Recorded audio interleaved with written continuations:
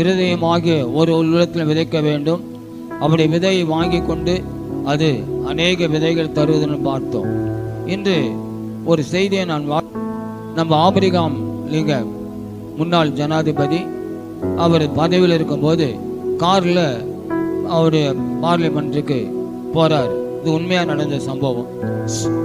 போகும்போது ஒரு சகதியில் சேரில் ஒரு பன்னி விழுந்துட்டு அதை மீள முடியாமல் தவிச்சு கொண்டு இருந்தது. இவர் போகிறாரு, டைம் ஆயிடுச்சு. காரை ஓரமாக நிறுத்திட்டு கார்லேருந்து இறங்கி அந்த பன்னியை மீட்டெடுத்து கரையில் விட்டார். அப்போது பன்னி வால்லாம் ஒதுரும் இல்லையா, கோட்லாம் சேர் ஆயிடுச்சு. இப்போ வீட்டுக்கு போயிட்டு மாற்றம் வரணும்னா அந்த மீட்டிங் லேட் ஆகிடும். அவங்க ஃபாரினர்ஸுக்கு டைம் முக்கியம், ரொம்ப ஃபாலோ பண்ணுவாங்க டைம். சரி அப்படி கட்சிப்பட்டு தொடச்சின்னு நீட்டாக பார்லிமெண்ட்டு போயிட்டார். போய் நின்று சபையின் முன்பாக பேச ஆரம்பிக்கும் போது ஒரு நம்பர்னால் அந்த நம்ம இந்தியாவிலையும் எம்பி சொல்லுவாங்க, சகதியாக இருக்குது, ஏன் இது மாதிரி நாங்கள் ஒரு நாள் உங்களை பார்த்தது இல்லையே, ஏன் இந்த கோலத்தோடு வந்திருக்கீங்கன்னாரு. ஓ, நான் நல்லதாக வந்தேன். நான் வர வழியில் ஒரு சேத்துல ஒரு பன்றி விழுந்து ஏந்துக்க முடியாது தத்தளித்து கொண்டு இருந்தது. இன்னும் தத்தளித்து உள்ளே போய் செத்துரும். நான் பரிதாபப்பட்டு கார்லேருந்து இறங்கி அதை தூக்கி விட்டேன். அதனால்தான் அவர் சொன்னாராம்,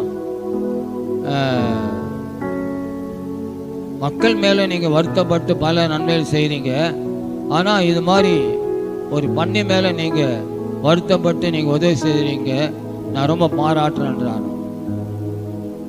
அவர் சொன்னாராம், பன்னிக்கு வருத்தத்தினால நான் அதை காப்பாற்றல, எனக்கு வருத்தம், நல்ல கவனிக்கணும், எனக்கு வருத்தம் இருந்தது, என் வருத்தத்தை நீக்கிக் கொள்ள அதை தூக்கி எடுத்தேன், என் வருத்தத்தை போக்கிக் கொள்ள அதை எடுத்து விட்டேன்.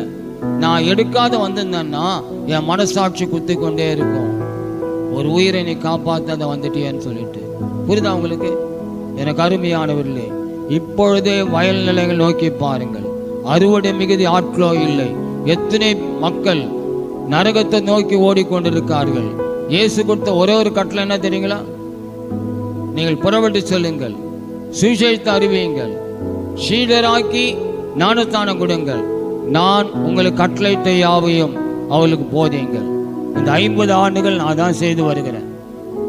நீங்க அப்படி செய்யலைன்னா நியாய தீர்ப்பு நாளில் உங்க மனசாட்சி உங்களை குத்தும்.